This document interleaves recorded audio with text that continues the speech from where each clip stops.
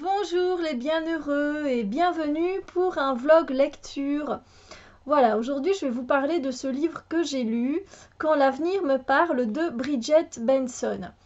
Alors Bridget Benson, c'est une médium, une clairvoyante, une clairaudiente et qui est mondialement reconnue. Apparemment, moi je la connaissais pas, mais c'est pas grave. Et du coup, dans ce livre, on suit sa vie. Donc c'est un roman autobiographique en fait, parce que c'est écrit comme une histoire, donc c'est facile à lire. Et on suit donc Bridget à l'âge de 3-4 ans jusqu'à maintenant.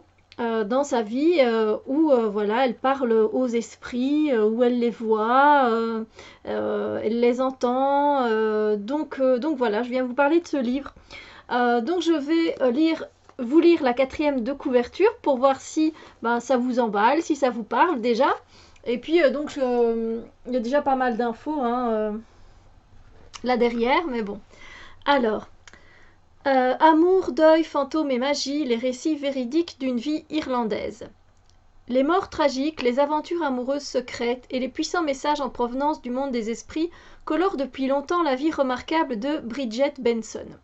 Elle a grandi dans un petit village agricole irlandais, Strayed, dans le comté de Mayo, une région de tourbières et de prés luxuriants, de marécages parés de bruyères pourpres et de lacs aux plages sableuses. Bridget a vécu avec ses 8 frères et sœurs, ses parents, ses grands-parents et une grand-tante dans une maison sans électricité ni eau courante. Quand sa grand-mère est morte le jour de son 7e anniversaire, Bridget a reçu un message prédisant que son père bien-aimé, qui lui aussi avait le don, allait mourir quand elle aurait 12 ans et qu'elle prendrait la relève comme voyante de la famille.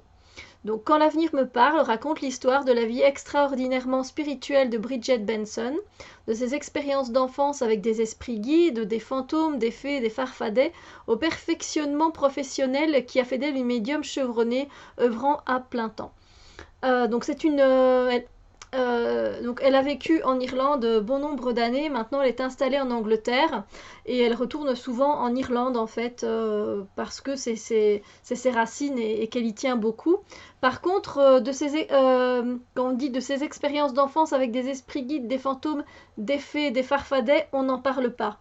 Elle parle pas une seule fois des fées et des farfadets, donc ça on peut barrer quoi. C'est vraiment... non, on n'en parle pas du tout. Donc voilà, on va suivre Bridget dans ce livre. Il fait combien de pages 219 pages. Donc c'est vraiment... c'est pas grand chose, enfin pour moi, parce que j'ai déjà lu des plus gros pavés que ça, évidemment. Ça c'est pas un pavé pour moi. Et voilà, l'écriture est assez... voilà, c'est assez grand, donc il n'y a pas de souci.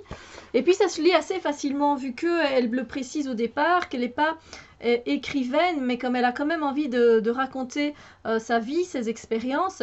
Voilà, c'est un de ses esprits guides justement qui lui a envoyé l'information comme quoi ce serait bien qu'elle écrive un peu son autobiographie, un peu ce qui s'est passé dans sa vie, mais sous forme de roman, voilà. Et donc, euh, et donc on la suit, déjà quand elle est toute petite, en fait, qu'elle a 3-4 ans, elle parle en fait déjà avec des esprits guides et comme ils dorment dans une même chambre avec ses frères et sœurs, elle attend toujours que ses frères et sœurs soient endormis. Mais des fois, au tout départ, il y a une de ses sœurs qui dormait pas. Elle dit mais à qui tu parles. Et du coup, elle a même appelé l'autre sœur a appelé son père en disant papa, elle parle pendant la nuit.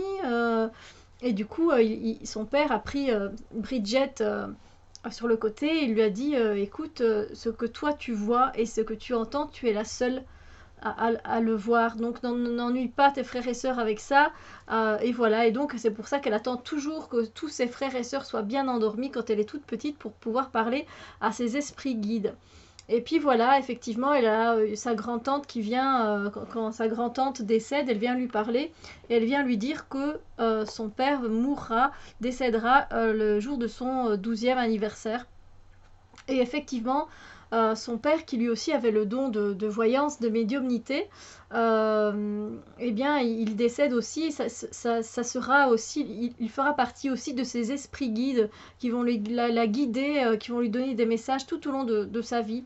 Alors, on suit aussi également donc Bridget dans sa vie d'adolescente. Elle comprend bien aussi que ses amis ne voient pas et n'entendent pas les esprits. Donc, elle a bien compris qu'elle devait quand même cacher. Ça ne servait à rien de parler de ça avec ses amis parce que elle n'était pas vraiment apte à comprendre vu qu'elle ne les voyait pas, qu'elle ne les entendait pas.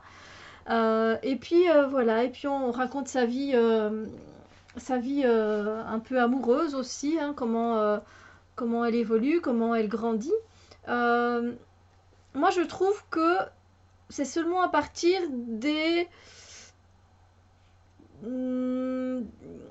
dans les centièmes pages qu'on commence à avoir un peu plus d'informations quand elle parle avec les esprits guides, quand elle reçoit des messages, etc. Quand elle commence à s'installer à son compte en Angleterre. Et que les gens viennent pour des prédictions. Elle utilise également le tarot. Voilà, et donc elle avertit aussi les gens du danger que peuvent courir leurs proches, etc. Donc, mais bon, quand le destin a décidé d'eux, ça se passe. Mais des fois, s'ils suivent l'avertissement de Bridget, eh bien, il y en a qui s'en sortent, hein, qui retardent leur mort. Donc voilà, c'est bien. Moi, je trouve ça bien pour ceux qui ont envie un peu de connaître justement le monde des esprits, comment ils peuvent apparaître à certaines personnes. Voilà, tout simplement. Et puis, c'est chouette, on est emmené en Irlande pendant 100 pages et ça fait vraiment plaisir. Moi, j'aime vraiment beaucoup les paysages de l'Irlande, mais ça ne m'a rien apporté. C'était intéressant, mais ça ne m'a rien apporté de spécialement, voilà, spécifiquement. Et je pense que ça s'adresse à un peu... Enfin, moi, je le conseillerais aux personnes qui ont envie de savoir un peu comment ça se passe, les contacts avec l'au-delà, mais tout en douceur. Voilà. Pas quelque chose qui fait spécialement, qui fait peur. Non, là, on est vraiment dans la douceur des choses. Et du coup, c'est plus facile peut-être pour comprendre qu'on puisse recevoir des messages de l'au-delà. Voilà. Voilà, j'ai donné mon avis. C'est une écriture fluide, ça se laisse lire très facilement, ça se lit très vite. Et voilà, j'adresse plutôt ce livre aux personnes qui sont encore sceptiques quant au monde de l'au-delà, des esprits, des fantômes, etc. Et voilà, comme ça, c'est beaucoup plus facile, je trouve, et c'est abordé de manière très agréable et très douce, et pas de manière, on rentre dans le vif du sujet, on se retrouve confronté à des esprits, qu'est-ce qu'ils veulent, qu'est-ce qu'ils font. Non, pas du tout. Donc voilà, c'est Quand l'avenir me parle, souvenir d'une médium irlandaise de Bridget Benson. Et moi, je suis contente finalement d'avoir eu ce livre. Je vous en avais parlé dans un vlog où je vous expliquais que j'avais trouvé 2 livres, un vlog de trouvailles, je pense. Et je suis contente de l'avoir payé que 5 euros. Voilà, parce qu'il est quand même, sinon, à 19,95 $, donc une vingtaine d'euros. Donc je suis contente de l'avoir eu à 5 euros parce que, voilà, il m'a rien apporté dans mes connaissances, etc. Bon, c'était agréable à lire, mais c'est tout, quoi. Voilà pour le vlog lecture. Moi, j'espère que ça vous a plu, que ça vous donne peut-être envie. Parce que voilà, ça peut parler à certaines personnes, ce côté justement un peu plus doux, etc. Et quand elle nous emmène tout doucement dans le monde des esprits. Donc voilà. Sur ce, je vous souhaite une merveilleuse journée. On se retrouve très bientôt pour d'autres vidéos. Bisous lumière!